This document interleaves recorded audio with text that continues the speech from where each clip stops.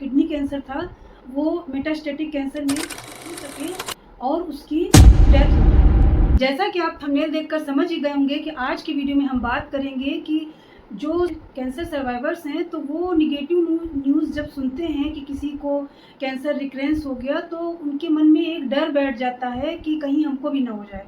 तो हम उस डर को कैसे मैनेज कर सकते हैं, कैसे हैंडल कर सकते हैं। तो हेलो एवरीवन, मेरा नाम अमिता है। मैं एक HER2 positive breast cancer survivor हूँ। सबसे पहले मैं इस वीडियो में एक डिस्क्रिप्शन देना चाहूँगी कि मैं एक कैंसर सर्वाइवर हूँ। मुझे अपने ट्रीटमेंट को कंप्लीट हुए लगभग 1 ईयर से ऊपर का टाइम हो चुका है। तो मैं कोई मेडिकल स्टूडेंट नहीं हूँ, मैं कोई डॉक्टर नहीं हूँ। मैंने जो अपने इस दौरान जो भी एक्सपीरियंस किया, जो भी मैंने अपना नॉलेज गेन किया, उसके आधार पर मैं अपनी एक्सपीरियंस को, अपनी बातों को मैं शेयर करूँगी, जो भी मैंने पढ़ा समझा है और जिन चीज़ों को मैं फॉलो कर रही हूँ। तो मेरा जो कैंसर जर्नी है वो मैं शॉर्ट में करके बता देती हूँ। यदि आप डिटेल में जानना चाहते हैं तो मैंने अपने इस चैनल पर विक्टी टॉक विद अमिता में अपनी सारी कैंसर का डायग्नोसिस और क्या मेरा ट्रीटमेंट रहा, ये सारी कुछ डिटेल्स में मैंने अपने वीडियो अपलोड कर चुकी हूँ। तो मैं शॉर्ट में बता दूं कि मैं HER2 positive breast cancer survivor हूँ।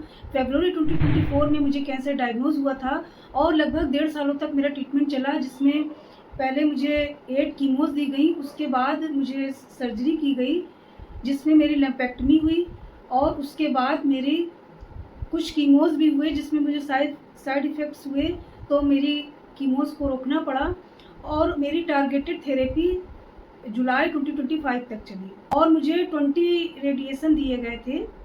तो ये मेरा पूरा ट्रीटमेंट था। अभी मैंने ये टॉपिक क्यों चूज़ किया, क्योंकि मेरी एक बेस्ट फ्रेंड है, उसका एक भाई था एक्चुअली, उसकी मौसी का लड़का। तो जब मुझे कैंसर डायग्नोज हुआ था उसी समय उसे भी डायग्नोज हुआ था। लगभग मेरा 5-6 मंथ ट्रीटमेंट चल चुका था। उसके बाद उसे डायग्नोज हुआ था तो उसका लखनऊ के PGI में उसका ट्रीटमेंट चला, जहाँ पर वह पूरी तरह से ठीक हो चुका था। उसका लगभग 4 महीने तक ठीक रहने के बाद उसका जो किडनी कैंसर था वो मेटास्टेटिक कैंसर में उसके ब्रेन तक पहुंचा और उसको बहुत ही लेट उसके सिम्टम्स आए और क्योंकि वो पूरी तरह से फैल चुका था इसलिए उसको डॉक्टर्स बचा नहीं सके और उसकी डेथ हो गई। ये न्यूज़ सुनकर मेरी जो फ्रेंड है उसने मुझसे कहा कि यार अनिता, तुम अपने आप की बहुत ज़्यादा केयर करना, मेरे भाई की डेथ हो गई है। उसके ये लफ्ज़ मेरे दिमाग पर हर समय घूम रहे थे। मेरी मेंटल हेल्थ इतनी ज़्यादा बिगड़ गई ये सुनकर कि मेरा पूरा शरीर काला पड़ गया था। मैं लगभग 15 दिन तक बहुत ज़्यादा स्ट्रेस में थी ये सुनकर, क्योंकि मैं उससे भाई की तरह ही था, तो मैं उससे मिल चुकी थी, इसलिए मुझे बहुत ज़्यादा तकलीफ़ हो रही थी ये सुनकर। और उसकी जो एज थी वो सिर्फ 25 थी। तो मैंने सोचा कि जिस तरह से मुझे सायरा कश्यप को रिकरेंस हुआ था, तो इस तरह की न्यूज़ जब कैंसर सर्वाइवर सुनते हैं तो उनके मन में एक डर ये होता है कि कहीं हमें भी तो नहीं हो जाएगा। और इस तरह का डर एकदम नॉर्मल है, लेकिन उस डर से को हम कैसे हैंडल करते हैं ये मेन है। मेरा जो कैंसर का टाइप था वो HER2 पॉजिटिव ब्रेस्ट कैंसर था, यानी कि ये और ब्रेस्ट कैंसर की कंपेरेटिवली ज़्यादा अग्रेसिव टाइप का होता है और इसके रिकरेंस के चांसेस भी ज़्यादा होते हैं। लेकिन मैं खुद को पॉजिटिव कैसे रखती हूँ ये मैं आपके साथ शेयर करना चाहती हूँ, जिससे मेरी तरह जो कैंसर सर्वाइवर्स हैं या जो अभी कैंसर से बैटल से गो थ्रू कर रहे हैं उनको थोड़ी सी हिम्मत मिल सके। तो जो हम सबसे पहला काम करेंगे वो है पॉजिटिव रहना। हमें प्रेजेंट में जीना है, ना कि हमें पास्ट में। जो हो गया वो ख़त्म हो चुका है, हमें आज में जीना है कि आज अगर हम अपनी लाइफ को हेल्दी लाइफ स्टाइल जिएंगे, हेल्दी डाइट लेंगे और अपने आप को पॉजिटिव रखेंगे तो हम इस डर से दूर रह सकते हैं। और एक चीज़ मैं यहाँ पर शेयर करना चाहूँगी कि मेरी जो पूरी कैंसर जर्नी थी उसमें मेरी जो 2 और या 3 कह सकते हैं कि जो सबसे बड़ी चीज़ें थी जिसने मुझे उससे बाहर निकलने में और पॉजिटिव रहने में हेल्प किया, तो वो थी डीप ब्रीदिंग और मेडिटेशन और हेल्दी डाइट। अगर आप इस डर को कम करना चाहते हैं तो आपको अपनी स्लीप से कंप्रोमाइज़ नहीं करना है, क्योंकि हमारी जो भी रिकवरी होती है वो हमारी सोते टाइम ही होती है। तो आपको 7 to 8 आवर्स की स्लीप लेना ही है। उससे आपको कंप्रोमाइज़ नहीं करना है। तो आप डीप ब्रीदिंग करें, पॉजिटिव रहें, हेल्दी डाइट लें, अपनी एंटीऑक्सीडेंट रिच जो फूड्स होते हैं उन्हें अपनी डाइट में इंक्लूड करके रखें। फिज़िकल एक्टिविटी आपको ज़रूर करना है, आपको सारा दिन बैठे नहीं रहना है। फिज़िकल एक्टिविटी आप अपने मन से जो चाहें वो कर सकते हैं, वॉक कर सकते हैं, योग करें, प्राणायाम करें, एक्सरसाइज करें, डांस करें, कुछ भी करें, जो आप चाहते हैं वो कर सकते हैं, लेकिन आपको फिज़िकली एक्टिव रहना है। अपना जो मेरे कैंसर के बाद जो मेरा जो सबसे बड़ा मेरी लाइफ में जो सबसे बड़ा चेंज आया है, तो वो मैंने अपनी हेल्थ को प्रायोरिटी पर रखना स्टार्ट किया है। पहले मैं काम को बहुत ज़्यादा महत्व देती थी कि मेरा भी ये काम पड़ा है, वो है, मैं सफाई करती रहती थी। लेकिन जब से मैं बीमार हुई, उसके बाद से मैंने अपनी हेल्थ को इतना प्रायोरिटाइज़ कर दिया है कि मेरा कुछ भी हो जाए, लेकिन मुझे मॉर्निंग में 2 आवर्स का टाइम ज़रूर निकालना है। और अगर मैं 2 आवर्स का मॉर्निंग में टाइम नहीं निकाल पाई, तो मैं इवनिंग में टाइम निकालती हूँ और मैं दिन भर कुछ ना कुछ चलती-फिरती रहती हूँ।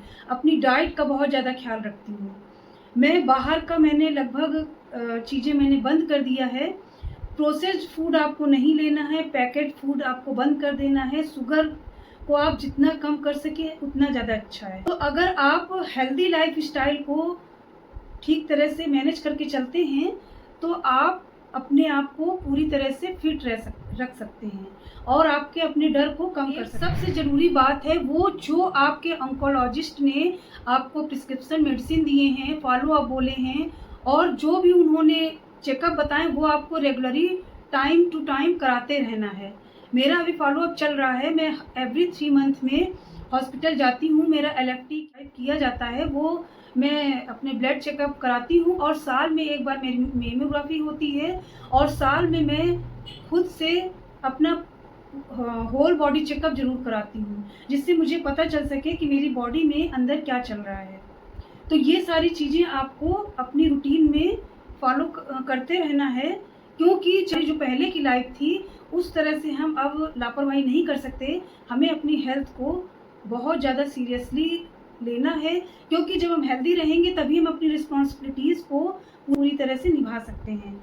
कोई भी डाइट साइंटिफिकली प्रूवन नहीं है कि ये अगर आप लेंगे तो आपको कैंसर नहीं होगा, लेकिन आप अपनी जो एक हेल्दी प्लेट है उसमें half plate vegetables, 1/4 plate protein और 1/4 प्लेट होल ग्रेन्स ले सकते हैं। तो मैं जो अपनी डाइट में जो फॉलो करती हूँ उसमें मैंने हल्दी ज़रूर इंक्लूड किया। मैं सुबह मॉर्निंग में 1 कप हल्दी का वाटर जो होता है वो मैं ज़रूर लेती रही और मैंने अपनी डाइट में सुबह मॉर्निंग में या तो मैं हल्दी का वाटर लेती थी, येलो टी, या तो मैं आंवले को ज़रूर इंक्लूड करती थी, क्योंकि जो आंवला है उसमें विटामिन सी बहुत ज़्यादा मात्रा में पाया जाता है। मैं अपनी डाइट में ग्रीन टी को ज़रूर शामिल करती हूँ। मैं every day 2 times green tea ज़रूर लेती हूँ। बेरीज़ लेती हूँ, अखरोट है, चिया सीड्स है, फ्लैक्स सीड है और बादाम है।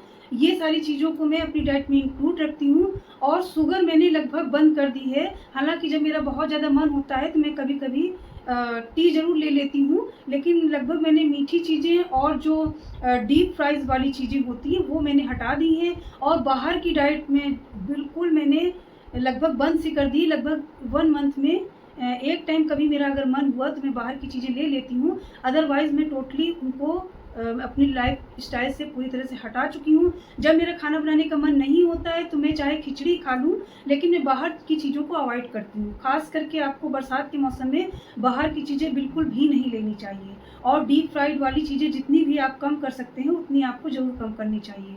तो बस ये कुछ चीज़ें हैं जिनको आप फॉलो करके अपने रिस्क ऑफ रिकरेंस को कम कर सकते हैं। कोई भी चीज़ साइंटिफिकली प्रूवन नहीं होती है कि आपको नहीं होगा। हम अगर अपने आप को खुद को पॉजिटिव रखें तो हम अपने आप को कई सारी समस्याओं से बचा के रख सकते हैं और वेट को ग्रेजुअली हेल्दी रेंज में रखें। यदि आपका वेट बढ़ा हुआ है तो आपको उसको कम करना है, तो आपकी जो अगर वेट कम होगा तो लगभग सारी समस्याएं, काफ़ी हद तक आपकी समस्याएं कम हो जाएंगी। क्योंकि मुझे रेडिएशन जो हुआ था उसके बाद जो मुझे साइड इफ़ेक्ट हुए उसकी वजह से मुझे थायराइड हो गया था, इसलिए मैं बहुत कोशिश कर रही हूँ कि मैं अपने वेट को रिड्यूस कर सकूँ। हालांकि मैंने उसमें काफ़ी हद तक सफलता भी पाई है। मैंने अपना 10 kg वेट लूज़ किया था, जिससे मेरा 5 केजी वेट फिर से बढ़ चुका है क्योंकि मेरी जो ऑर्गन्स हैं वो अभी ठीक तरह से काम नहीं कर रहे हैं, इसलिए मेरा जो प्रोसेस है वो काफ़ी स्लो है। लेकिन आप अपनी लाइफ़स्टाइल को ठीक रखेंगे तो आप अपने डर को मैनेज कर पाएँ। तो अगर मैं पूरे वीडियो की समरी दूँ तो follow up, prescribed treatment, healthy weight, nutritious diet, exercise, sleep और इमोशनली आपको हेल्दी रहना है। आई होप कि आपको मेरा वीडियो ज़रूर अच्छा लगा होगा। नेक्स्ट वीडियो में मैं बताऊंगी कि मैंने कैंसर से पहले क्या बड़ी गलतियां की थी और कैंसर डायग्नोज होने के बाद क्या गलतियां की जो आपको बिल्कुल भी नहीं करनी चाहिए। तो आपके अपने channel beauty talk with Amita को के साथ जुड़ें, क्योंकि मैं नहीं चाहती कि मेरी गलतियां आपकी गलतियां बने। तो चैनल को सब्सक्राइब करके बेल आइकन को प्रेस कर लें और मेरे साथ जुड़ें। Thank you.